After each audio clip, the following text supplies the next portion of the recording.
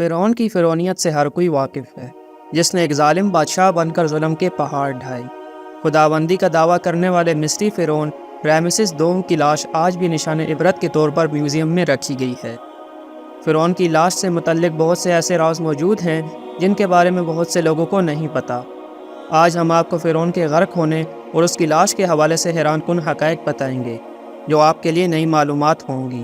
سن 1891 سے قبل کوئی نہیں جانتا تھا کہ خدائی کا دعویٰ کرنے والے فرعونوں کی لاشوں کا کیا ہوا تھا اور ان کی باقیات کہاں ہیں، یا کہیں ہیں بھی موجود یا نہیں۔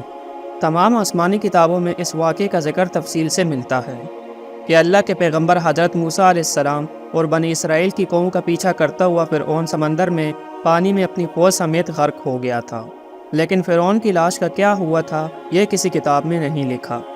لیکن قرآن مجید میں ظالم فرعون کے انجام سے متعلق آیات موجود ہیں۔ قرآن کریم کی سورہ یونس کی آیات نمبر 92 میں اللہ تعالیٰ نے ارشاد فرمایا، جس کا ترجمہ یہ ہے کہ سو آج ہم تیری ہی لاش کو نجات دیں گے تاکہ تو ان کے لیے نشان عبرت ہو جو تیرے بعد ہیں، اور حقیقت یہ ہے کہ بہت سے آدمی ہماری نشانیوں سے غافل ہیں۔ یہ واقعہ آج سے 3500 سال قبل پیش آیا تھا۔ فرعون کے ڈوب کر مرنے کے بعد فرعون کی لاش کو اللہ کے حکم سے باہر پھینک دیا گیا تھا، جبکہ باقی لشکر کا کوئی نام و نشان نہیں ملا۔ مصریوں میں سے ایک شخص نے ساحل پر پڑی فرعون کی لاش پہچان کر پہلے دربار کو بتایا، پھر اس کی لاش کو محل پہنچا دیا گیا۔ درباریوں نے اس کی لاش کو مثالیں لگا کر پوری شان و احترام کے ساتھ تابوت میں رکھ کر محفوظ کر دیا۔ محفوظ کرنے کے عمل کے دوران ان سے ایک غلطی ہو گئی تھی۔ فرعون چونکہ سمندر میں ڈوب کر ہلاک ہوا تھا اور مرنے کے بعد کچھ عرصے تک پانی میں رہنے کے باعث اس کے جسم پر سمندری نمکیات کی ایک تہ جمی رہ گئی تھی۔ مصریوں نے اس کی لاش پر نمکیات کی وہ تہ اسی طرح رہنے دی اور اسے ایسے ہی محفوظ کر دیا۔ اللہ کی کتاب قرآن کریم میں فرعونوں کے قصے بڑی تفصیل کے ساتھ بیان کیے گئے ہیں، اور اسی سلسلے میں اس فرعون کا جسم محفوظ کرنے سے متعلق آیات بھی نازل ہوئی تھی۔ سال 1871 میں مصر کے شہر الغورنیہ سے تعلق رکھنے والے غریب اور معمولی چور احمد عبد الرسول کو فرعونوں کی محفوظ شدہ لاشوں کی طرف جانے والے خفیہ راستے تک رسائی مل گئی۔ احمد عبد الرسول نوادرات چوری کر کے بیچا کرتا تھا۔ ایک دن وہ دریائے نیل کے کنارے کے قریب تبیسا کے مقام پر اسی سلسلے میں پھر رہا تھا جب اسے اس خفیہ راستے کا علم ہوا۔ جب وہ وہاں نوادرات کی چوری کے لیے سرنگ کھود رہا تھا تب اسے کچھ لوگوں نے پکڑ لیا اور پولیس کے حوالے کر دیا۔ اس جگہ کی مسلسل کھدائی عمل میں لائی گئی اور سال 1891 کو دوسری ممیوں کے ساتھ فرعون کی لاش بھی ملی۔ اس کے کفن پر سینے کے مقام پر اس کا نام درج تھا۔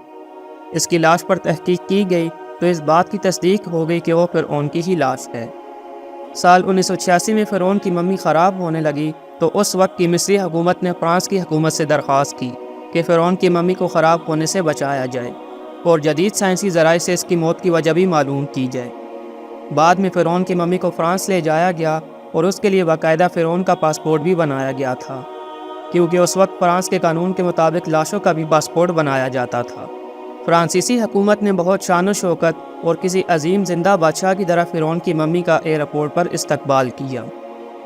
اس کے بعد فرعون کی ممی کو ماہر ڈاکٹر کی ٹیم کے حوالے کیا گیا، جس کی سربراہی ڈاکٹر مورس بکائل نے کی۔ مائکروسکوپ ٹیسٹنگ کے ذریعے تمام اعضاء کا باریک بینی سے جائزہ لیا گیا تو معلوم ہوا کہ اس کی لاش اور جسم میں سمندری ذرات ابھی تک موجود ہیں اور اس کا گوشت ہر روز تازہ ہوتا ہے اور بڑھتا رہتا ہے، اور موت بھی اس کی پانی میں ڈوبنے کے باعث ہی ہوئی تھی۔ جب ڈاکٹر مورس بکائل کو بتایا گیا کہ مسلمانوں کی مقدس کتاب میں یہ لکھا ہوا ہے کہ فرعون کو غرق کر کے اس کی لاش کو عبرت کے لیے محفوظ کر دیا ہے، یہ سن کر ڈاکٹر حیران ہوئے اور حقیقت جاننے کے لیے مسلمان سائنسدان سے رجوع کیا۔ انہیں سورہ یونس کی آیات 90 تا 92 پڑھ کر سنائی گئی۔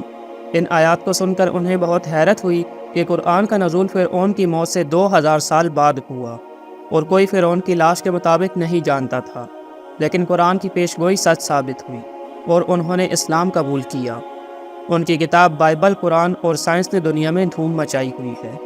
فرعون کے بال اور ناخن تاحال بڑھتے ہیں۔ ہر سال 15 مارچ کو مصر کے میوزیم میں رکھی فرعون کی ممی پر چوہے چھوڑے جاتے ہیں اور وہ اس کا بڑا ہوا گوشت کھا جاتے ہیں، اور پھر فرعون کی ممی کی ڈریسنگ کرنے کے بعد دوبارہ اسے شیشے کے تابوت میں رکھ دیا جاتا ہے۔